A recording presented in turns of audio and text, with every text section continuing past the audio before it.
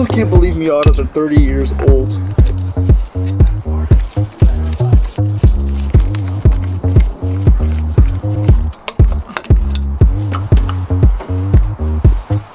As you guys can tell, oil is just dripping down here. See this little drip right there? Front main is just starting to leak. Good catch, for sure. Yeah, it's got to get replaced. The whole brace is dropping, including these 2 tens out. Damn it, they're so... This sucks ass. Some people can't handle success. I can. So today is Saturday. I'm hopping on the car today in hopes that I can get the motor out before I have to go to work. Everything, plumbing and wiring harness is pretty much off. I need to take off like 2 bolts on the transmission where the harness attaches to. Then I need to take off the drive shaft. There's this brace right here that also needs to come off, which is what I'm contemplating. This one right here, 2 17s, I think it's 17, 19. And then there's this exhaust bolt right here, not exhaust bolt, but just exhaust hanger mount that needs to come off, 2 10s. So I'm gonna get those off, take off this drive shaft, and fingers crossed we can pull the motor. I need this thing done by Tuesday. I'm working Monday, Tuesday, and I'm working today on Saturday, so I pretty much have today and tomorrow to take the motor out, put a new front main, clutch, alternator, and then throw it back in. Wish me luck.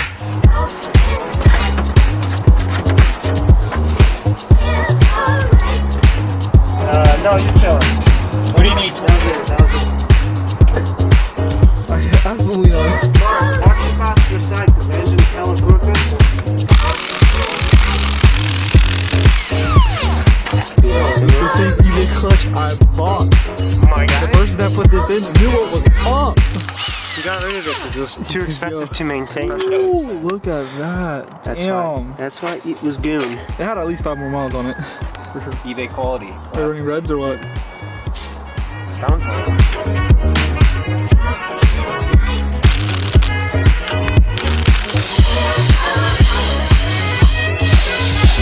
Hoping to put the motor back in tonight. Now that the clutch is in, we're gonna throw the tranny in. I got a brand new fresh alternator. Like a week ago, I was trying to hit the streets and my alternator gave out and it left me stranded, which sucked. But I got a fresh alternator. We still need to do front main seal. We're gonna do that right now. If the alternator never went out, I probably wouldn't have done this for another like 2 weeks. But because that unit gave out and the car's undrivable without an alternator, I thought it's a good time to yank the motor, do the clutch, do the alternator, do the front main, and then just get all this stuff over with. And fingers crossed, have a reliable budget drift car. So. Yo, it's getting dark really fast. Yeah. Really fast. This is the setup right here. Back to the big camera. Shut up. Celsius. Yeah, I was like super freaking tired, and I think it made me even more tired.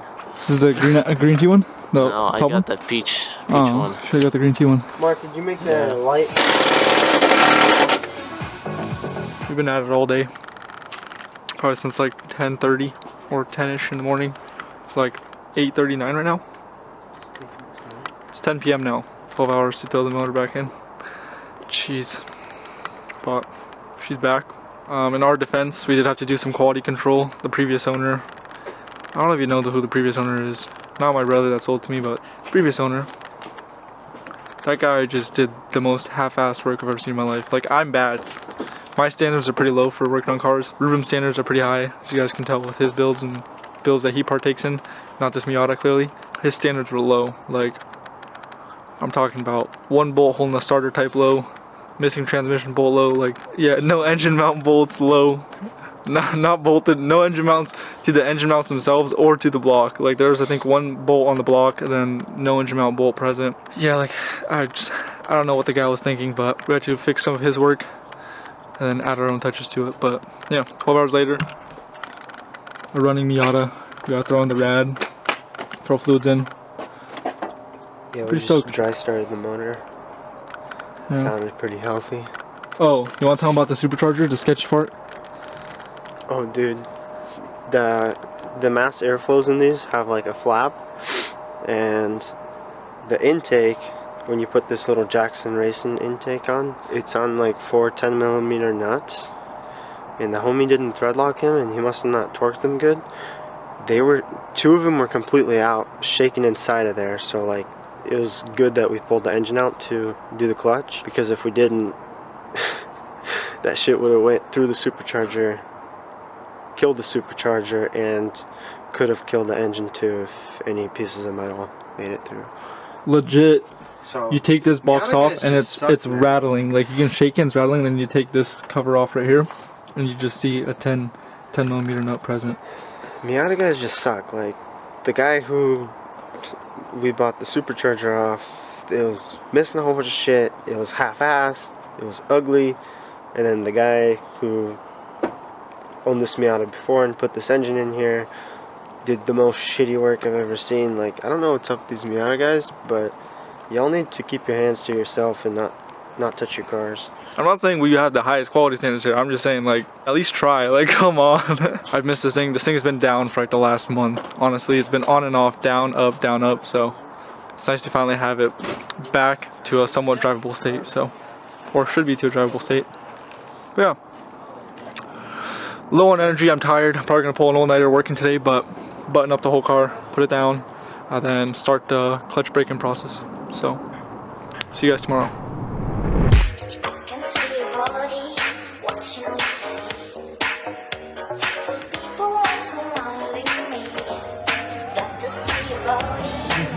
Got the hot dog. I bet you guys wish you guys were here. Chicago ain't got nothing on the beautiful weather. For all the people that are telling me to get rid of that little buzzer underneath the dash, this one's for you. It's so annoying. I need to. Honestly, I might get rid of it when I park the car, because every single time I upload a Miata vlog, someone's like, get rid of it. So.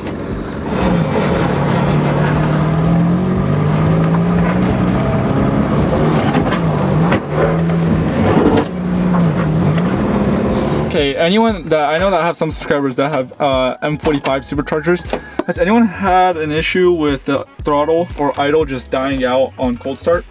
As soon as the car is warmed up, no breakups, nothing. There's like a little bit of boost lag with it. I don't know if that's normal or not, but it's like around 3.5. That if I full throttle it, like it'll like jolt because like the boost comes on. In cold, my idle can't stay alive for jack squat until water temp is up to like where it should be. If anyone has a fix for that, please let me know.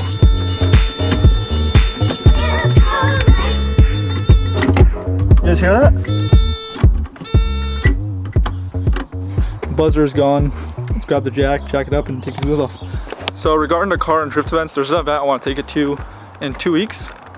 So hopefully I can have a drift event vlog about 2 weeks, give or take. It's a 2-day event, private event. I don't know if I'm able to disclose the track, but it's a track we've driven before. Should be a good time.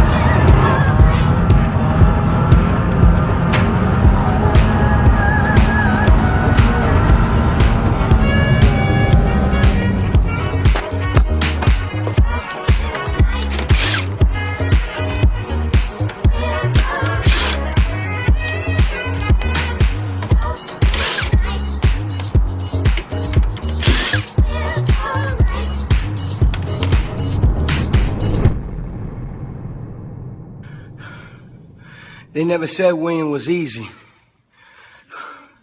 Some people can't handle success. I can. I know what it comes with. Some people can't handle it. I can. Yeah. Yeah, kid, you don't stop.